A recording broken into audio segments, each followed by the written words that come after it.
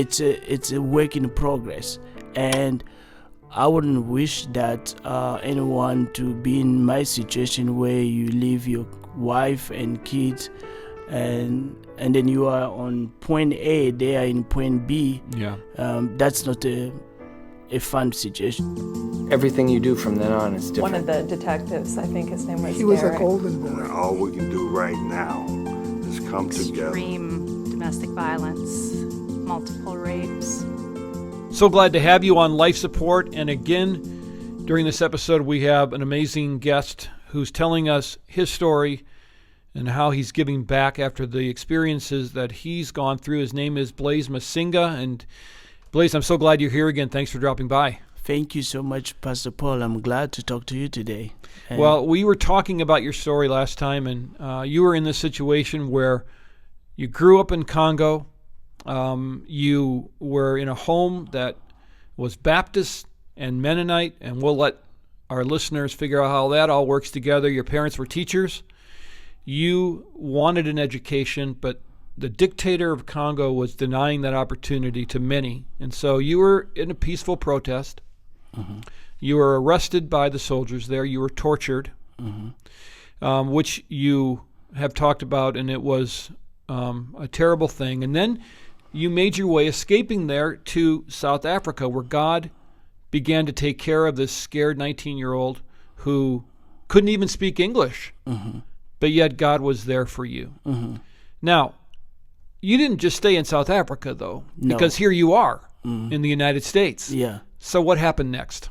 Yeah. So what happened next is now we've lived in South Africa, and I've told you the condition in terms of immigration in South Africa, which wasn't pleasant. But now I'm one of those people who like to fight for the life. And then with faith in God, I believe in that scripture. He said that anything is possible for those who have faith. So you can be in the midst of some things, and the only things which has kept me strong, there are two things: faith and hope. So faith, when you are 19 years old, you don't know what to do with your life, and someone step in your life, the way those my parent friends stepped in to help me out to go to South Africa. But now I had a goal to fight. There is a challenge of immigrations, but I did finish my studies. After finishing the studies, I had to work for myself. I was a consultant.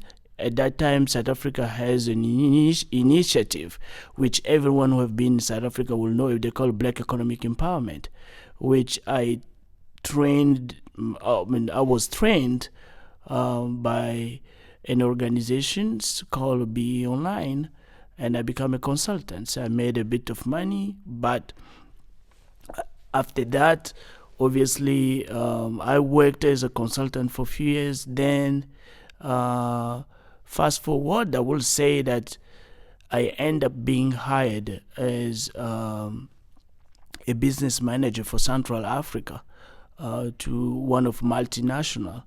So the goal was to go back in Congo and help out your fellows.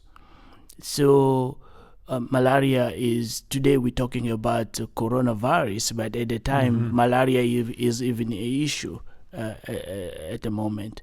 So the plan, I did a bit of traveling back in Congo with the plan to put this organization in place. But again, we are in the 90s where we were talking about the political situation, and again, Blaise, 20 years down the line, is finding himself with the same situation. So the situation didn't allow us to do those projects which supposed to help the population, poor populations. I don't wanna go too much on that detail because it's too Yeah. painful. Okay. But I was able to um, to leave South Africa because of those situations, and I find myself in United States. And when you arrived here, you didn't have your family with you. No, at all. And then that's the situation which was so difficult. I had two premature children. So my kids were born in those conditions. You know why? Because we didn't have medical insurance at the time. And the situation, as I'm saying, didn't allow us to have those opportunities. But you leaving a woman with those conditions, and now you find yourself in United States, so it was very, very difficult. And that situation lasted for 4 years. You know, we reunited after 4 years with my wife. And when you arrived, you weren't sure what you were going to do or where you were going to go, but God, I think you told me, all of a sudden somebody showed up to help you Yeah, and gave you assistance, just like what happened in South Africa. exactly. My life is a testimony. My life is really a testimony. That's the reason why I want to live the rest of my life, not only by myself, but also thinking of other people. Because throughout my life, I've seen miracle, how people can have step in my life and help me out. And then I want to live that life of also helping other people, because I am a product of compassion of other people. And I think my mom did a good work of investing in love, of teaching, of showing love to people. I've told you how that how my mom become how she's incredible for my life, how she has been like a mentor Yeah. in my life. Yeah. And I think her seed has paid in my life, and that's what I'm carrying it to other people as well. So yes, someone stepped in and helped me out, but I also became, I would say, active. You know, when I came in United States, I didn't have anything, but I had English. Yeah. So I had Because English you had learned English in South because Africa. I've learned English in South Africa, and obviously with the people who helped me a bit, but then I have to fly on my own. And then to fly on my own, what does it mean? I become an interpreter, and I had to help people who had health issues in the hospital, who needed a doctor who could speak, who needed someone who could speak French and English. So Right. I become an interpreter, but I also gave my life in mentoring, like people or kids who are disadvantaged, like people of color, helping them with things like mathematics. And I did it with a Mennonite church here, which also was very helpful.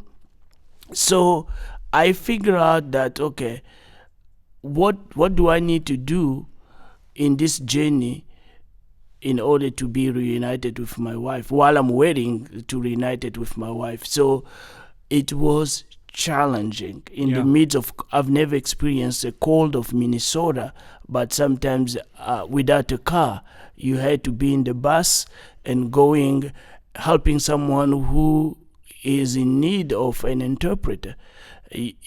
Those are the things which I've done.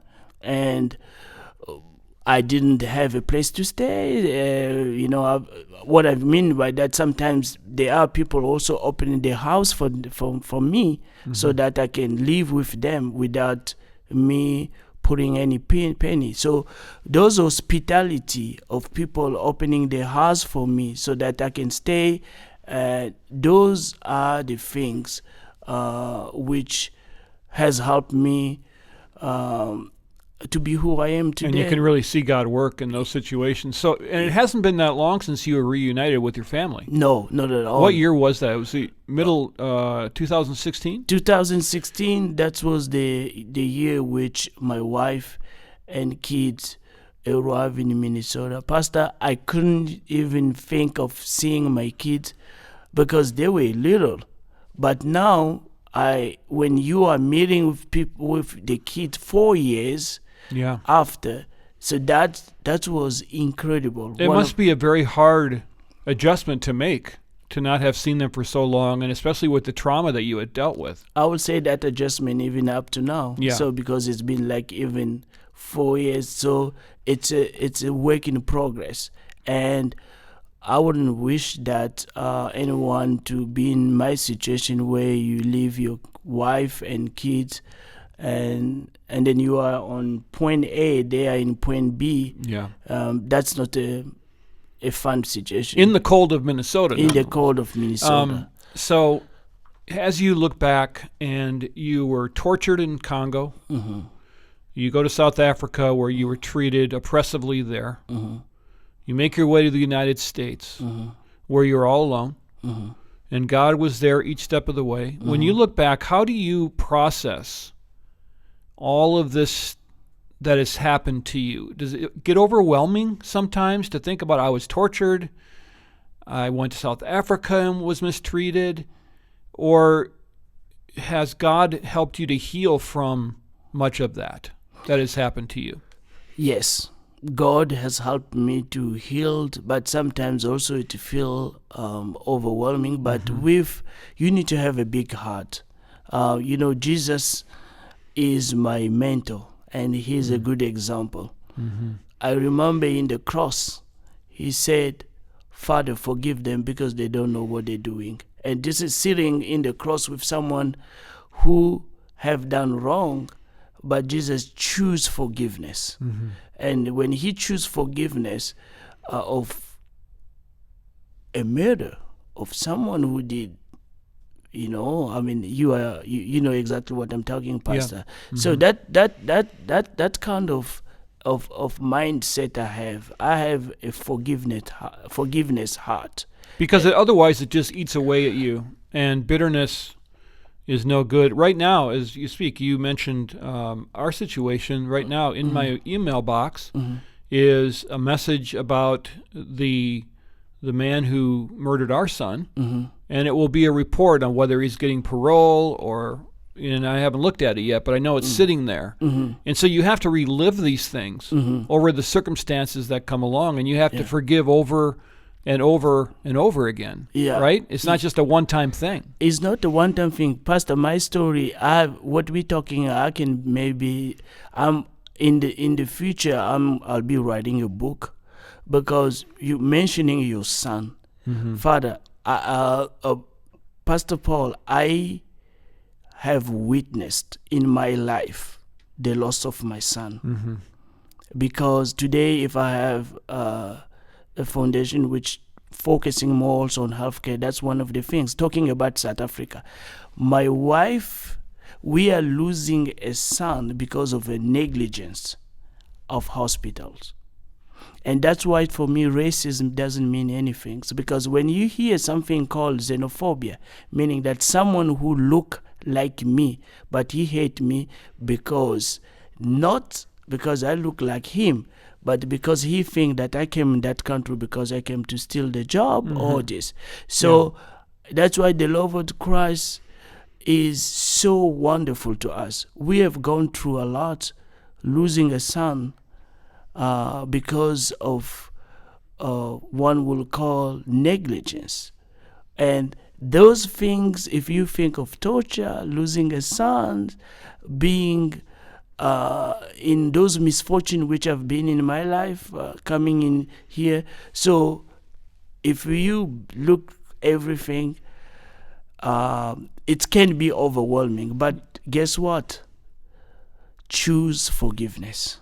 Yeah, it's like you come to a fork in the road and you have to decide. Yes. And I have no doubt that the Holy Spirit is the one who helps us to decide rightly. Yes. which doesn't mean there's not going to be hard times, and it doesn't mean there's not grief, and it doesn't mean that there's not anger that comes up and so forth. But in my life, at least, I remember coming to that fork in the road, and you can either believe in God and continue to walk with God, or you can walk away. Yes. And I always think of Peter when Jesus asked the disciples, well, who do you think I am? And Peter said, well, you're the Christ. And he said, I'm not going to leave you. Where else would I go? Exactly. And I think you had to make that same kind of decision in your own life, probably over and over again, right? Exactly, Pastor. That's the mindset. Who do I go? And I think of my life as I want to be a witness of someone who have been victim of hurt, but also someone who have also received a lot of compassion of others. And as I was saying to you, I have to go to South Africa.